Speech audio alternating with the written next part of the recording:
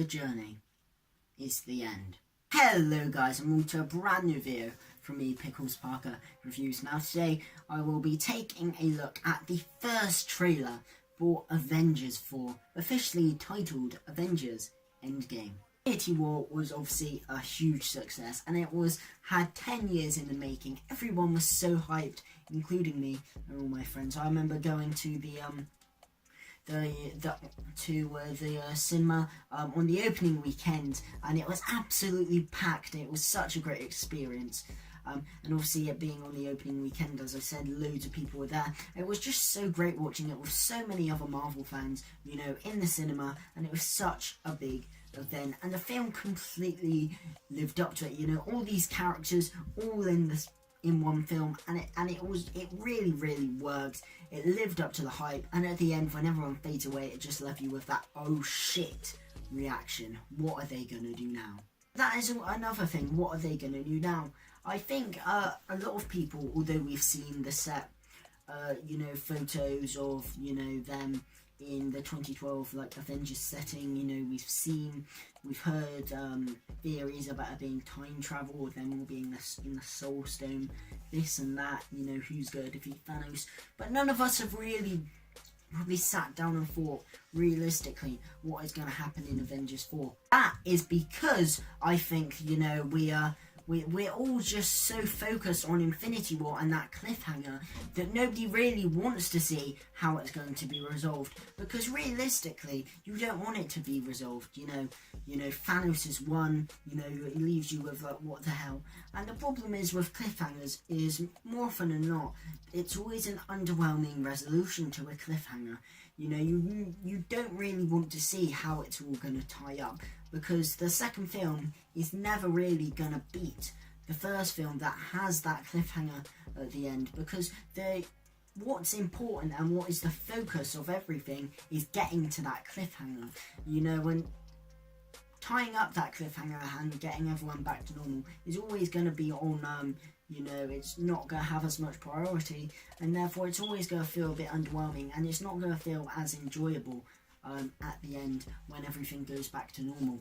See, with you know, this trailer coming out, it can give us some sort of idea about what's going to happen. And you know, as I thought, it's going to be on a lot smaller scale.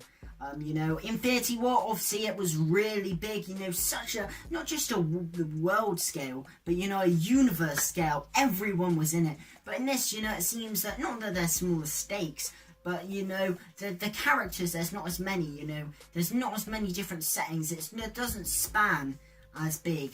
You know, it's more contained, and I think that's actually quite a nice contrast from, you know, just how big Infinity War was, to, you know, take this down a peg, you know, take this on a bit of a smaller scale, you know, just have us with, you know, some different characters, you know, people like Captain America and Black Widow, who we didn't necessarily see as much in Infinity War, you know, especially Cap. You know, people say he is like the main man alongside Iron Man, but I'd say Iron Man is easily, you know, a bigger character in the MCU than Captain America, and I think that was like shown in Infinity War. Iron Man had much more devoted screen time to him than Captain America. He was almost put on the back burner.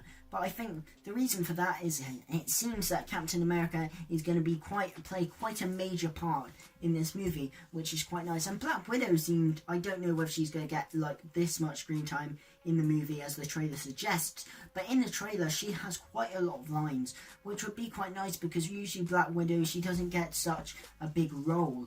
But you know, it would be quite nice for her to maybe, you know, step quite front and center alongside Cap in this movie, and that would be really nice. Obviously we see our other characters as well. We see Mark Ruffalo's Bruce Banner in there a little bit. Maybe we'll probably find out why he can't change into Hulk. You know, we see Iron Man at the start drifting through space, and I always wondered what was going to happen to him at the end of Infinity War. You know, he's stranded on Titan, and obviously he's drifting in the ship throughout space, but it hasn't reached its destination. He's run out of food, he's going to run out of oxygen soon.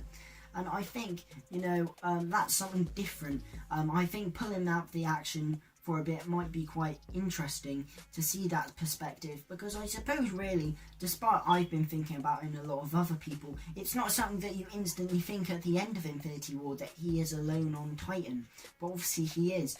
But he obviously does need to stay alive, because Doctor Strange, the reason he handed over the Time Stone to Thanos was because obviously he said that there was only one possibility where they win, and he also saw Tony Stark as a pivotal part of that. But obviously he did also say we're in the Endgame now, hence why this film is called Avengers Endgame.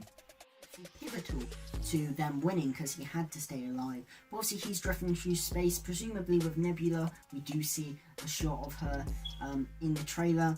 Obviously we do have a couple of other characters as well. No Captain Marvel for this trailer. She's obviously been reserved for some other trailers. They could have put her in there, because you think in the first Infinity War trailer Black Panther was in there before Black Panther had been released, so that she could have been in here, but obviously they are saving her for that. We see Hawkeye, or Ronin, as he will be called. Obviously Clint Barton takes up multiple identities in the comic books, one of which being Ronin, and obviously he seems to have taken up this identity from during the events from Civil War to now Endgame. He seems to have taken up that identity. No, he's not Hawkeye anymore, so that's presumably what's happened. I'm still unaware of why we didn't see him. Obviously, they do say he's off with family in Infinity War, but so was Scott Lang, and obviously he's obviously an Ant-Man and the Wasp. But obviously I'm still unaware and unsure why he wasn't in Infinity War. Where was he this entire time? But obviously he's Ronin now. That's quite interesting to see, and obviously it puts more hype around Hawkeye's character. Jeremy Renner will probably be glad, because Hawkeye's always been on the back burner, but having this new persona within Clint Barton may make him a bit more interesting and pivotal to the story. He does do that weird thing with the sword, and he just goes like that and cuts himself. I'm not really sure why he did that, so that will be interesting. Obviously Black Widow looks quite shocked, which is nice, because usually she's the one who's like the assassin, and she's quite shocked now on the flip side to see how far Clint has gone. See, the final shot of the trailer is obviously we see Ant-Man, Scott Lang, and this was quite a funny scene, and he's just like, please buzz me in, I'm Ant-Man, that. And obviously that's quite nice.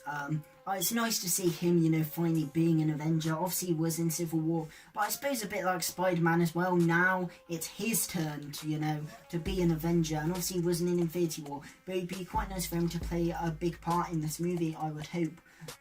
Obviously that's quite a comedic scene. It would have been, I think it may have been better though if they'd swapped the reveals, and maybe had Hawkeye have his reveal building up, because obviously that Ant-Man's in this movie, but it would be quite nice to build up to the reveal of Hawkeye being Ronin, because that moment in the trailer is slightly more underplayed. But that was quite nice. Obviously they're all shocked to see Ant-Man, and obviously it will be interesting to see how Ant-Man escaped his fate at the end of Ant-Man and the Wasp. So yes, this trailer is good. Obviously it seems like it's a more smaller scale, smaller characters and more different, interesting. Obviously the resolution is always going to be slightly underwhelming, because everyone focuses on the cliffhanger and no one really thinks about maybe how is this all going to wrap up. So it will definitely be interesting to see where they do it. Will it be time travel? Will it not? Obviously Captain Marvel's not in this trailer, but we do see Ant-Man, and we do see Clint Barton, not as Hawkeye but as Ronin now. See, this trailer was never going to live up